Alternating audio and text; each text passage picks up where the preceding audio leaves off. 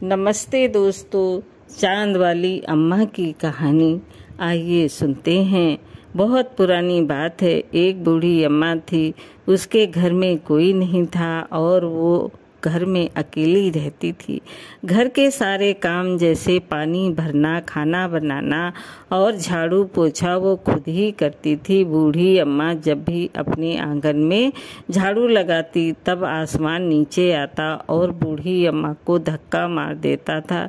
बूढ़ी अम्मा जब उसे पकड़ती तो वो ऊपर उठता जाता। इस प्रकार दोनों में हंसी मजाक और आंख मिचौली चलती रहती थी।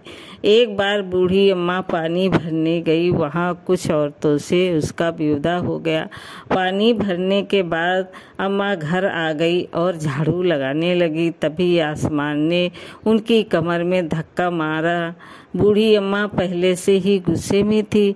उसने गुस्से में आसमान को मारने के लिए झाड़ू उठाई तो आसमान हट गया। अम्मा फिर झाड़ू लगाने लगी।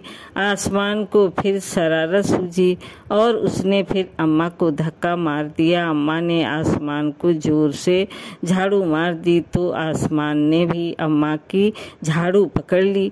बूढ़ी अम्मा ने झाड़ू छुड़ाने का बहुत प्रयत्न किया किंतु आसमान ने झाड़ू नहीं छोड़ी। बूढ़ी अम्मा ने ठान ली कि अगर आसमान झाड़ू नहीं छोड़ेगा तो मैं भी नहीं छोड़ूंगी। झाड़ू को लेकर दोनों में खींचातानी होने लगी, परंतु किसी ने भी झाड़ू नहीं छोड़ी। आसमान में सोचा, आज अम्मा को आसमान की सैर करवा देता हूँ, और आसमान ऊपर उठता गया। आसमान के साथ साथ झाड़ू को पकड़े हुए बूढ़ी अम्मा भी ऊपर उठने लगी। दोनों ऊपर उठते हुए चांद के पास पहुंच गए। बूढ़ी अम्मा ने सोचा, पता नहीं आसमान मुझे कितने ऊपर ले जाएगा, क्यों ना मैं चांद पर ही उतरकर आराम कर लूं।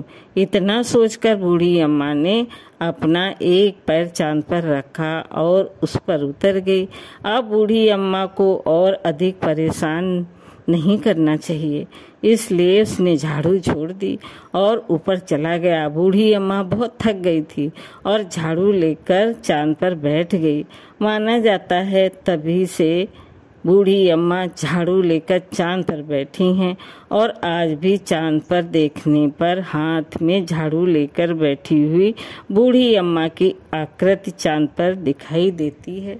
दोस्तों, धन्यवाद।